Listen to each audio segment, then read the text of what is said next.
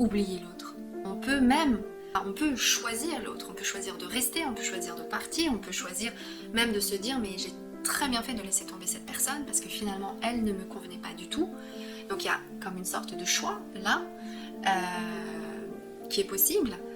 Or dans un lien de flamme jumelle, on ne choisit pas son autre. C'est lui.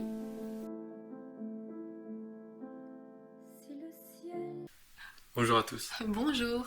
Alors, quelle est la différence entre une histoire d'amour, une histoire de couple sacré et une histoire de Flamme jumelle.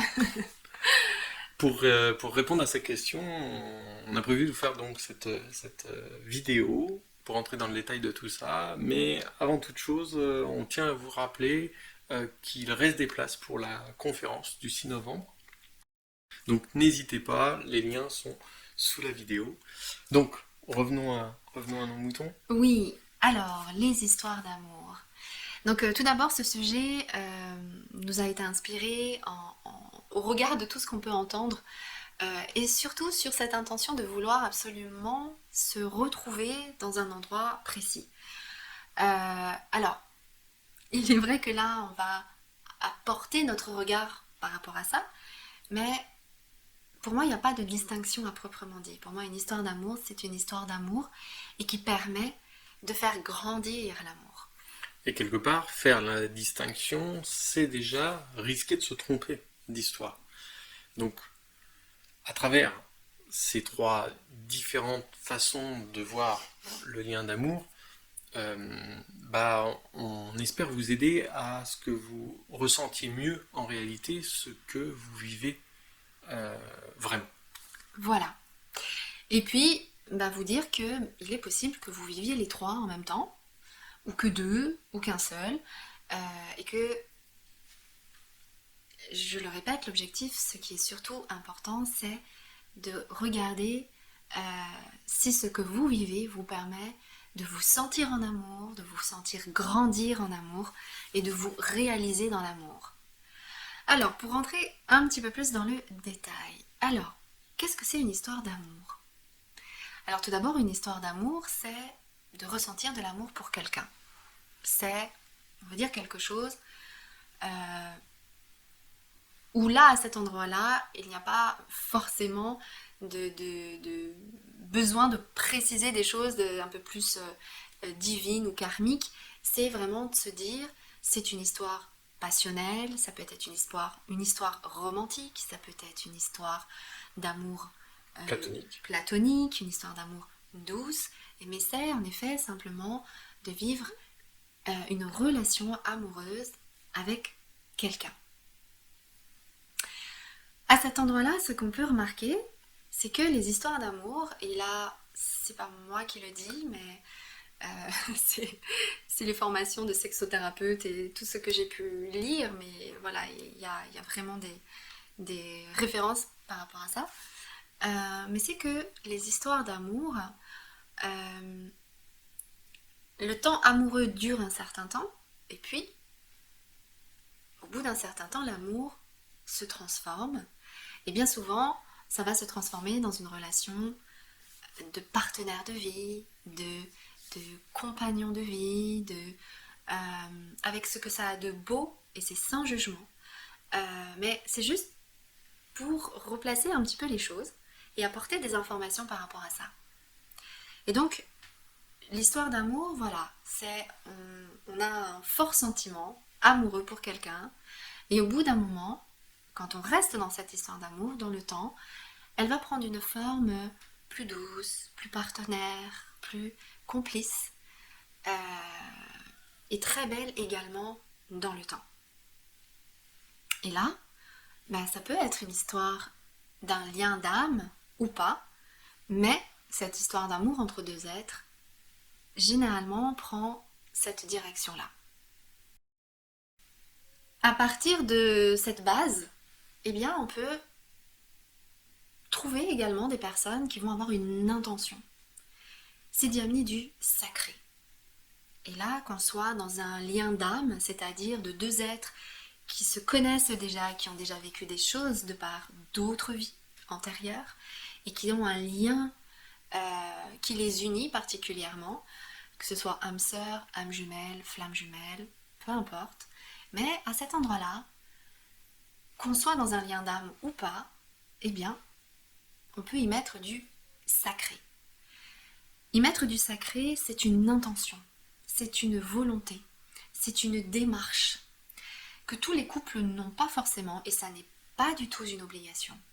Mais pour ceux en tout cas qui se sentent appelés dans cette démarche-là, eh bien en effet, tout peut être sacré. N'importe quel geste de la vie quotidienne peut être initié et peut être relié au divin. Et c'est ça le sacré. Et c'est donc cette volonté de vouloir relier son couple d'amour au divin, à une dimension plus équilibrée, plus alignée, plus en connexion avec certaines valeurs, avec certaines manières de vivre. Et là, eh bien oui, cette démarche et cette volonté, elle peut être initiée également dans un couple. Elle peut être initiée par l'un des deux partenaires du couple ou par les deux partenaires du couple, mais il n'y a pas d'obligation à ce que les deux soient dans cette démarche-là. On peut être soi-même dans une démarche de sacré dans son couple et pas son compagnon ou sa compagne. Absolument.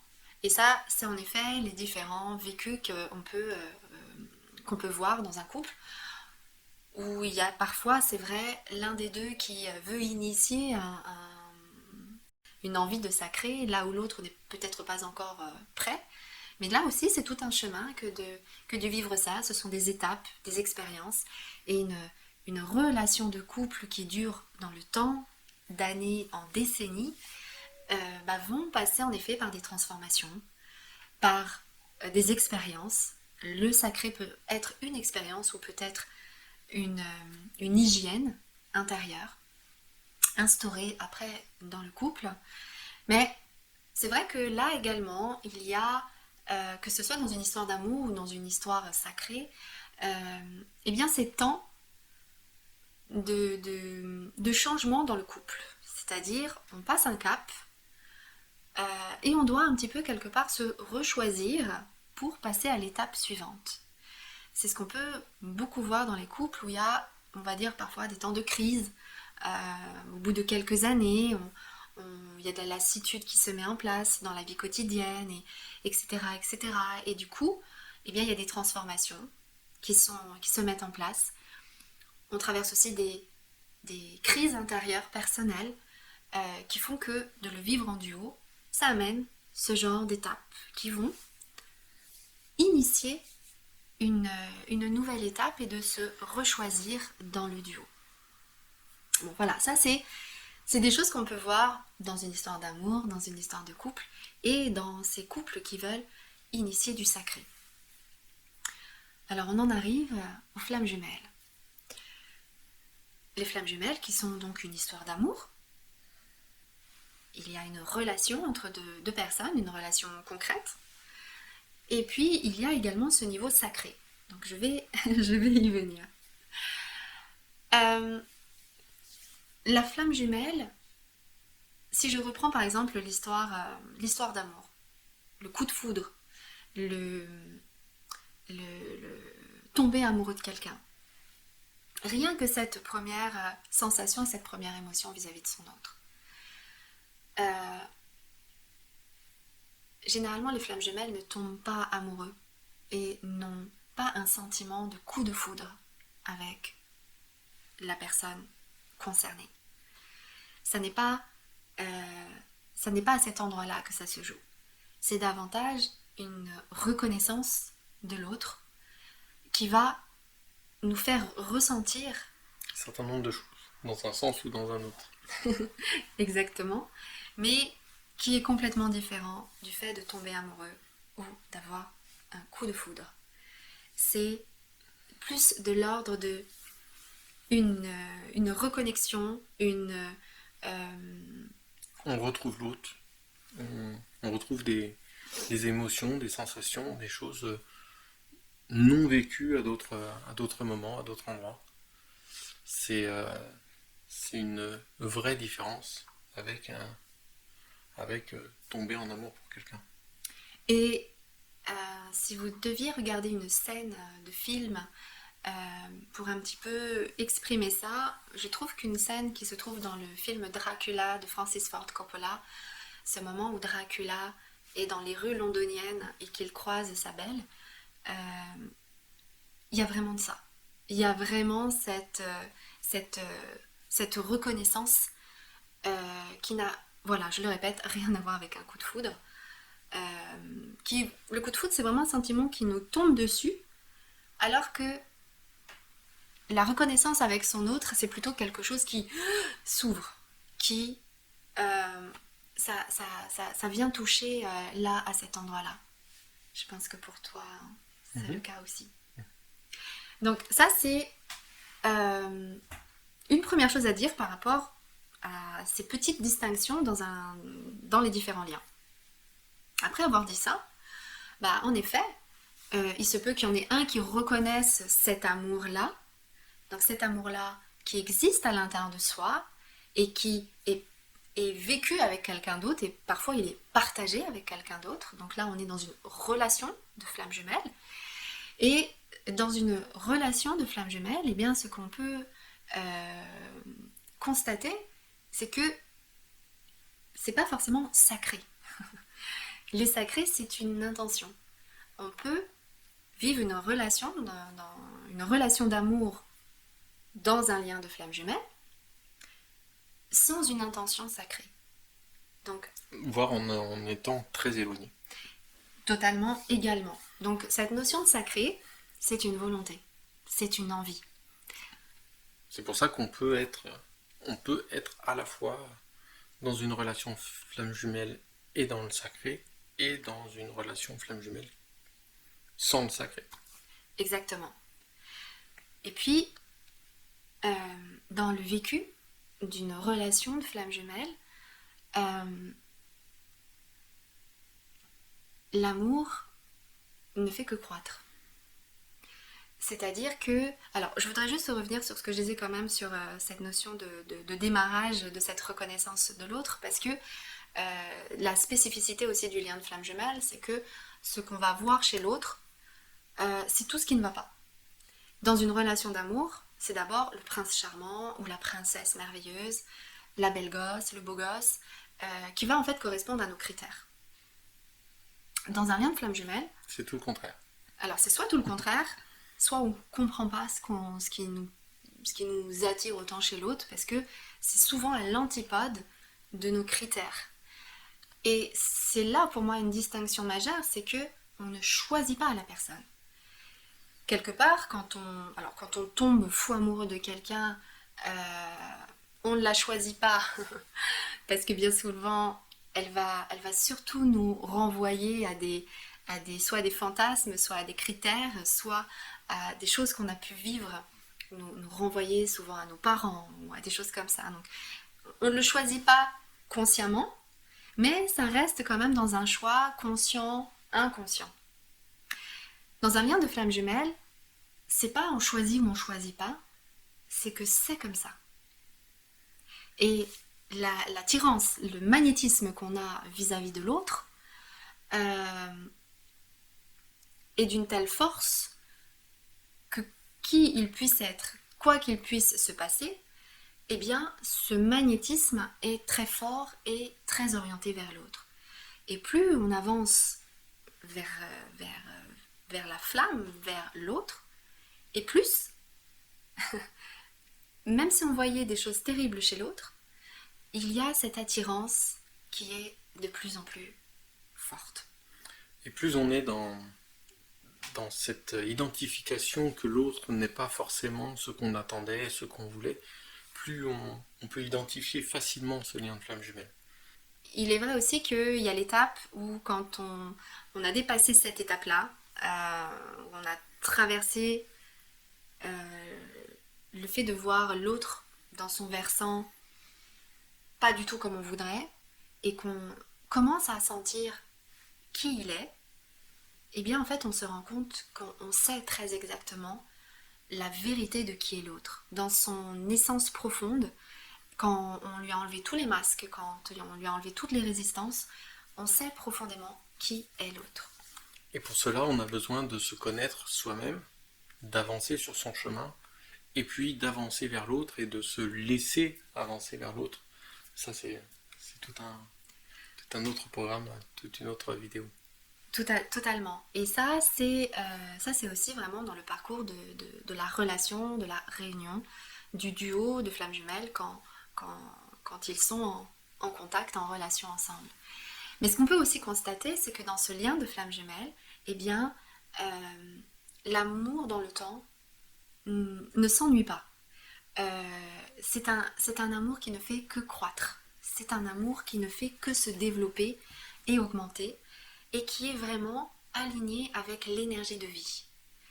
Il y a vraiment une corrélation entre l'énergie de vie et l'énergie d'amour qui là s'installe spécifiquement dans le lien de flammes jumelles. Et cet amour qui grandit n'est pas lié au fait que ce soit sacré ou pas.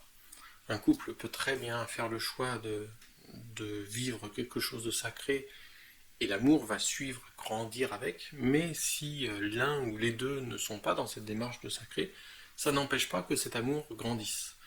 Les défauts, les traits de caractère qui ne plaisent pas chez l'autre, ne sont pas non plus dans un lien de flamme jumelle des choses qui font que ça va faire ternir l'amour, perdre cet amour. Et c'est d'ailleurs ce qui est très déconcertant pour certains d'entre vous, c'est qu'on ne comprend plus au final à un moment donné pourquoi on aime tellement l'autre parfois peut être dur avec soi-même, comment il peut faire des choix qui ne nous correspondent pas, et pour autant, on reste en amour pour cette personne. Donc c'est vraiment là aussi symptomatique de ce qui peut arriver dans ce lien. Alors, autre chose spécifique au lien de flammes jumelles, qu'on peut voir également dans une histoire d'amour, dans une histoire d'amour sacrée, mais il est vrai qu'il y a dans un lien de flammes jumelles une notion, on va dire, plus imprégnée, plus importante peut-être. Mais ce sont des phénomènes un peu extraordinaires. Alors, je ne vais pas étayer là ces phénomènes-là, tout simplement parce que ça dépend de chacun. Là où chacun va émettre ces notions d'extraordinaire. Par contre, on peut inviter les spectateurs qui, si jamais vous avez vécu dans votre lien des choses extraordinaires, bah, vous pouvez le communiquer par exemple dans les commentaires, parce que nous apporter des éléments comme ça n'est pas forcément intéressant pour vous. Par contre, pouvoir partager entre vous ce que vous avez vécu et nous vous lire, et pouvoir même y répondre, là par contre ça amène une autre dimension à des vécus qu'on sait, nous, extraordinaires, pour avoir discuté avec un certain nombre d'entre vous. Donc n'hésitez pas, si vous souhaitez partager, bien évidemment, alors en toute bienveillance et en évitant de nommer les personnes qui font partie de votre histoire, mais n'hésitez pas à partager votre expérience, ça peut apporter des éléments aux autres, et notamment à rassurer sur tous ces phénomènes qui sont, comme tu le disais, extraordinaires, et qui, pour certains, peuvent désorienter. Donc ne pas se sentir seul, se sentir soutenu, c'est important, donc voilà. Et en fait, on ne veut pas préciser qu'est-ce qui est extraordinaire de ce qui ne l'est pas, parce que ce serait simplement notre interprétation personnelle. Et voilà, on ne veut pas rentrer là-dedans, parce que c'est vraiment à chacun de sentir si c'est extraordinaire ou pas. Si je prends par exemple la Kundalini, eh bien il y a des personnes qui ne se reconnaissent pas dans un lien de flamme jumelle, qui vivent des montées de Kundalini, et puis des personnes qui sont dans un lien de flamme jumelle qui ne vivent pas de montée de Kundalini, donc, et qui vont vivre d'autres choses. Donc, ce qui va être extraordinaire, c'est vraiment propre à chacun, à chaque duo. Donc, voilà, c'est juste en effet à partager entre nous, mais il est vrai que ça reste quand même, pour nous en tout cas, une spécificité du lien de flamme jumelle, et qu'on ne retrouve pas forcément dans un lien d'amour où dans un lien sacré. Je voudrais juste préciser ici que dans un lien sacré, oui, on peut se sentir touché par la grâce de Dieu, on peut sentir c'est l'intention. L'intention, c'est le sacré, c'est d'élever vers Dieu, c'est d'amener une intention solennelle euh, euh, de pureté, de sagesse à un endroit bien précis, et là ce serait le couple. Donc des sentiments d'extase, des sentiments de béatitude, voilà, des sensations comme ça peuvent en effet se retrouver dans d'autres formes d'amour. Et là pareil, également dans un lien de flamme jumelle, mais dans toute autre forme et d'éléments d'extraordinaire. Il y a quand même une spécificité au lien de flamme jumelle. Dans une histoire d'amour ou une histoire sacrée, on peut oublier l'autre. On peut même Choisir. Voilà, on peut choisir l'autre. On peut choisir de rester, on peut choisir de partir, on peut choisir même de se dire mais j'ai très bien fait de laisser tomber cette personne parce que finalement elle ne me convenait pas du tout. Donc il y a comme une sorte de choix là qui est possible. Or dans un lien de flamme jumelle, on ne choisit pas son autre. C'est lui, point barre, On ne choisit tel pas qu'il est. et à aucun moment. On ne peut même pas faire le choix d'oublier l'autre. On n'y arrive pas. C'est ça. Le choix qu'on a, c'est plutôt de comment essayer de vivre avec ça. Mais on ne peut pas oublier l'autre. On le voit bien, toi ça faisait 26 ans. Et puis on le voit dans tous les accompagnements. Exactement, il y a des personnes, ça fait 20, 30, 40 ans. Et c'est impossible d'oublier l'autre et d'oublier cet amour pour l'autre. Voilà. Voilà un petit peu...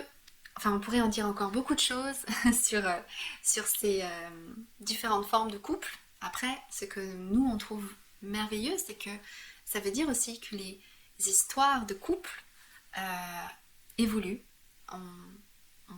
On laisse maintenant de la place peut-être à des liens d'une autre nature dans nos histoires d'amour et que, eh bien, ma foi, il est peut-être temps que ces histoires d'amour également puissent prendre place. Donc laissez-nous en commentaire ce que ça vous inspire à vous, peut-être que ça vous amène d'autres informations. Donc c'est bienvenu dans les commentaires. Et puis de toute façon, vous retrouvez toutes les informations sous la vidéo pour nous contacter ou les différents événements. Voilà, à très bientôt. À bientôt, prenez revoir. soin de vous. Au revoir. De chair, mais ton âme est de lumière, et sois fier. Nous sommes tous